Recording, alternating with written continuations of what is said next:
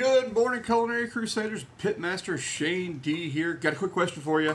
Have you ever wanted to make a barbecue sauce that's kind of like cocktail sauce because you wanted to put a shrimp on the barbie? Well, hang out with us, and I'm going to show you today exactly how to do that, including the barbecue sauce recipe from scratch. So go grab your coffee, go grab your donut, go grab a pen and paper, go tell your mom, go tell your pa, go tell your cousin in Arkansas, and come on back, and we're going to get into it.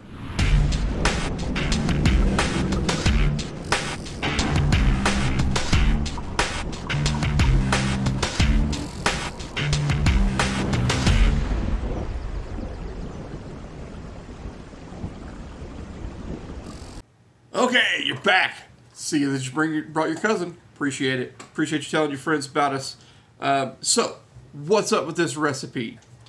I had an inspiration for, I was just craving some good old jambalaya from down in the bayou, talking to my buddy Eddie Hanks. And I was like, man, I gotta grill up some shrimp. I was like, yeah, but I want a good barbecue sauce on it. And most barbecue sauces, frankly, suck on shrimp. They overpower it. They're not balanced right. And I'm like, okay, well, what about cocktail sauce? I'm like, man, some cocktail sauces taste like an ashtray. So what am I gonna do? I'm like, I want the tang and a little bit of heat of the cocktail sauce, but I want some characteristics of a barbecue sauce, and I want some pop, some bright in there. So I was like, well, there's only one solution. To the kitchen I go to make a brand new sauce. So deep in the heart of the super secret test kitchen, I got to work. So here's the deal. Sauce is super simple.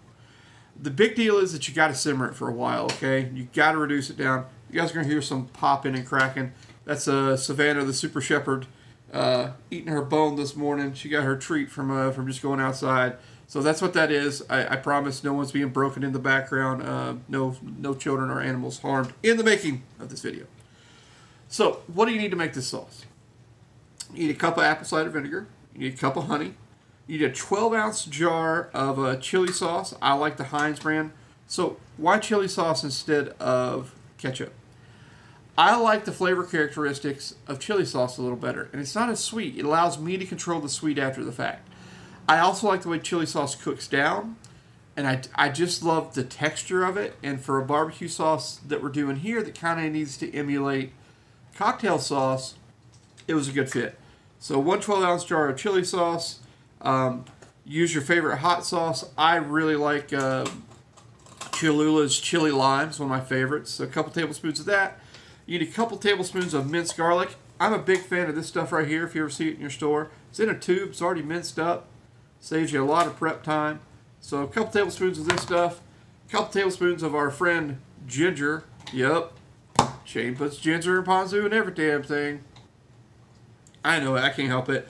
So but that's where the tang comes from. It's where that pop comes from, and that ginger really helps clean up your palate when you've got a lot of dark flavors on there.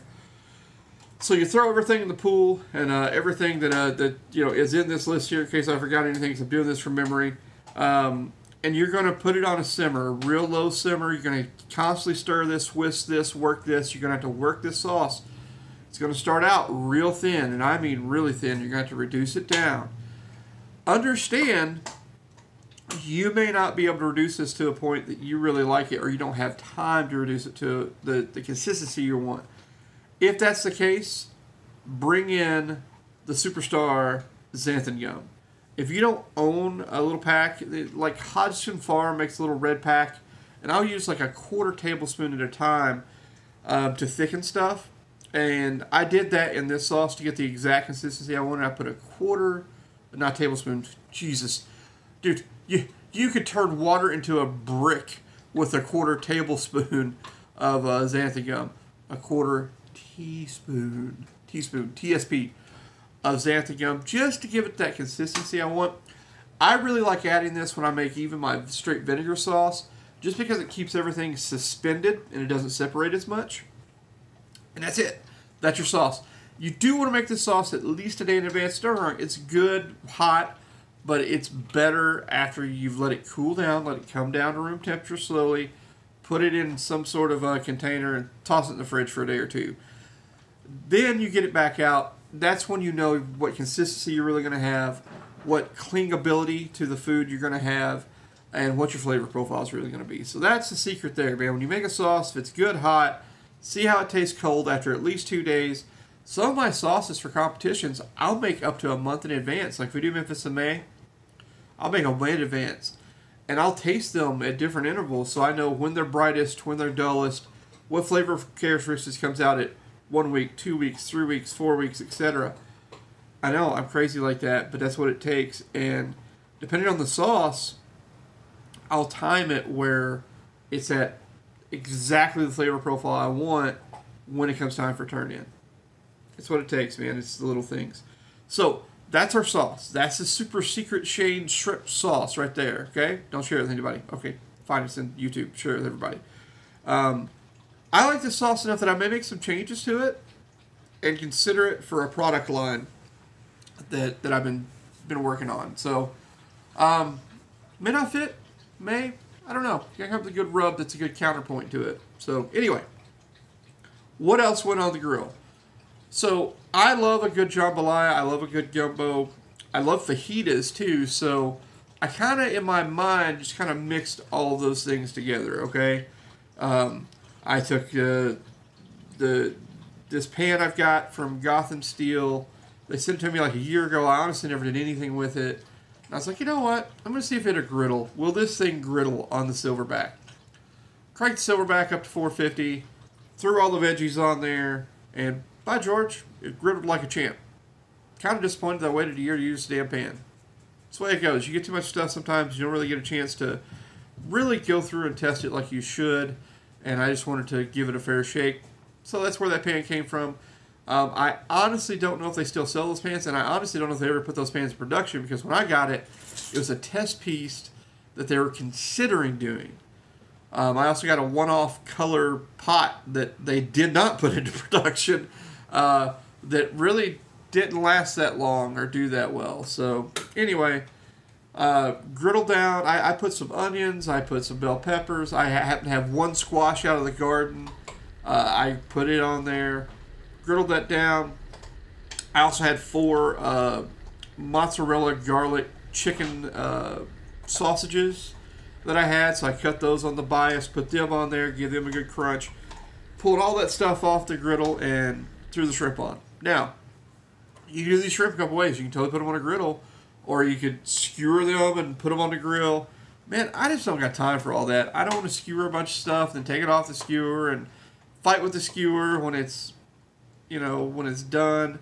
So I'll either use that, in the picture you'll see it, a big metal basket, and I'll just turn the grill up high. It gets plenty of smoke, and it works great. Or I'll griddle them like what you saw here. I happen to have a bunch of shrimp. You see there's some like colossal size shrimp, and there's some medium, jumbos in there as well. It's like 3 pounds of shrimp. It's a lot of shrimp, but I plan to eat on this for a couple days. Griddled that all off, coated a lot of it with the sauce, and that part was done. While it was going, though, one thing I did mention, I did put Old Bay seasoning on the shrimp. That's the only seasoning I used on this. Just some Old Bay. I like Old Bay on shrimp, just a thing. Old Bay would actually go really good in that shrimp sauce if you wanted to punch it up a little bit. I didn't want to do it here. I wanted to see what that sauce turned out like first, so you could do that.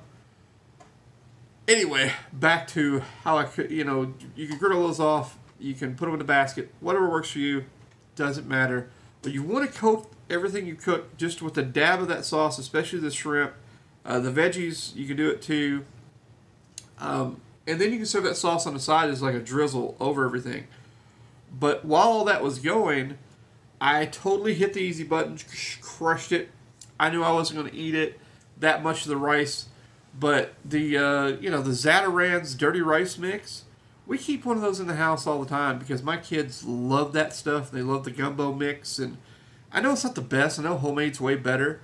But just as a seasoned rice to have real quick, it's good stuff to keep around. So I got the big family size box, cooked that up. Didn't put any of the hamburger or anything in it because I knew how much stuff I was going to put on top of it. So we used that, and it was fantastic. When the rice is done, put it in a big bowl.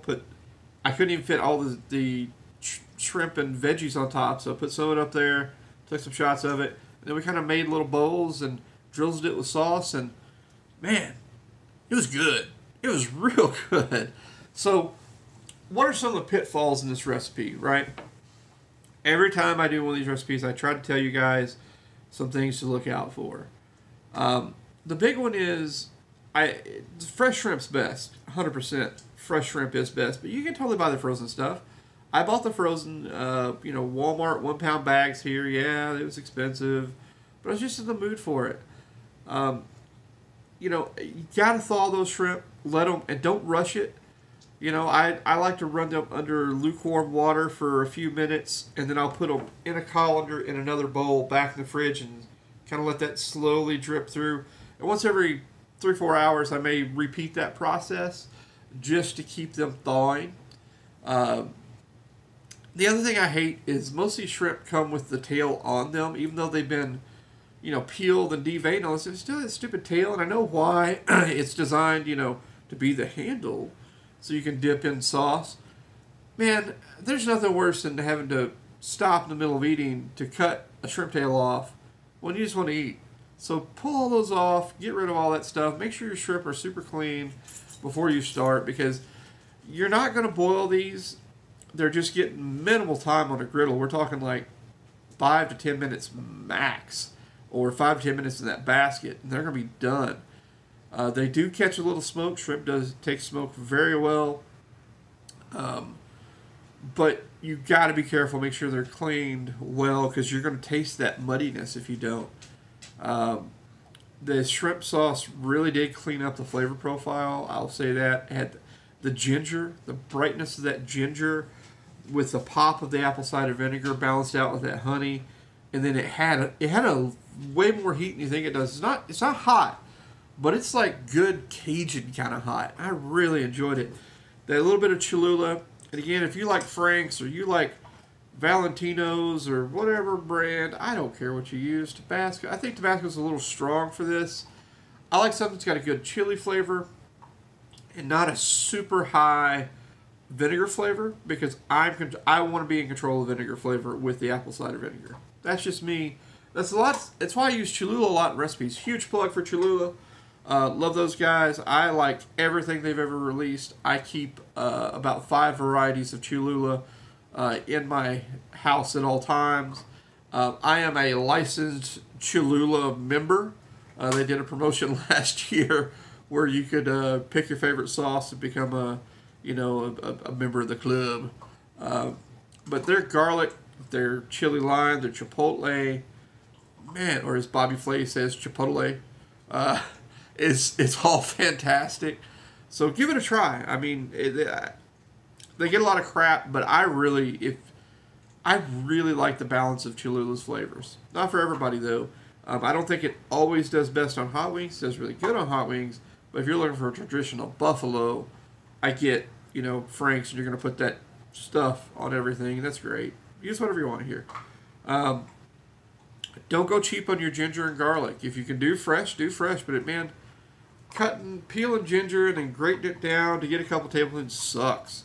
Mincing garlic properly to distribute in that sauce sucks. So again, I'm a big advocate of these guys right here. They're not cheap. I mean, this little tube's going to cost you probably in the neighborhood of $5-6. But, man, just be able to squeeze out what you need anytime you want. I keep the chunky garlic and the ginger and a couple of other of my favorites in the refrigerator at all times. So, I recommend you do the same. It's a great product. No reason not to fully endorse and support the Gourmet Garden line of products. Good stuff. Big fan. Okay, guys, so that's it. This is a super simple recipe. That's what this is all about. Maybe I need to relabel this or rebrand this segment as Shane's Super Simple Recipes, because all of them are pretty simple that I bring you, and that's the whole point. Doesn't have to be complicated to be great. It does have to be balanced to be awesome, though. Always remember that. The moment you lose balance in a recipe, it's gone. So, all right, guys, as always, please like, please subscribe, please tell your friends, tell your ball, tell your paw, tell your cousin from Arkansas. What song was it? Anybody? Comments below. What song did they come from? Old song, great song. Anyway, Gotta love the old soul. Gotta love it. So please share it. We're on the path to 1,000. We're gaining like 25, 30 new people every couple days. We'll get to 1,000 pretty quickly. And what happens when we get to 1,000? Everybody, all together, we're giving away the Doll Strong Omega Series Santoku. That knife is easily worth $200. It's like at 110 right now on Amazon. I happen to have 2 of them. They sent me one to test, and I ordered one for myself. And, well, I'm going to pass it on to you guys. That's just the kind of dude I am. So don't forget, with the Doll Strong stuff, code Shane D01 to get your 10% off on Amazon and dollstrong.com. So check them out. Support them. They're a great company. Hey, Natalie, with Flameboss, the marketing lady for Flameboss, I got your cap. That's right. I got a lot of crap for not wearing a Flameboss branded cap for my friend Natalie. She's great. She's a hardworking lady. If you don't know about Flameboss, check them out, flameboss.com. They are one of the best pit temperature control devices on the market, hands down. I think they have the best price point for what they do. And, in my opinion, they have the best user interface of any of them. I love how they work. I love how simplistic they are. I love how my Wi-Fi connects to it every single time. It's not an issue of fighting with it. And I love to use it for data logging, even if you don't have a Kamado style pit or, you know, a vault or whatever you need a pit temp control device for. Doesn't matter. You can use their products to data log with and then save that to the cloud. Listen, that's huge right there. As soon as you're done with the cook, save. Boom. In the cloud. You can go back, add notes to it, reference it later. And that's the kind of stuff that I do support. Even though I give you guys crap for using 1,000 probes, I do support it if you're trying to data log and learn and actually go back and review your cooks. Flameboss, flameboss.com. Check them out. I'm a big fan. Love Michael. He's a great guy, great inventor. And Natalie is a hardworking lady. So give them some love. All right, guys. That's it. I'm Pitmaster Shane D. We'll catch you next time.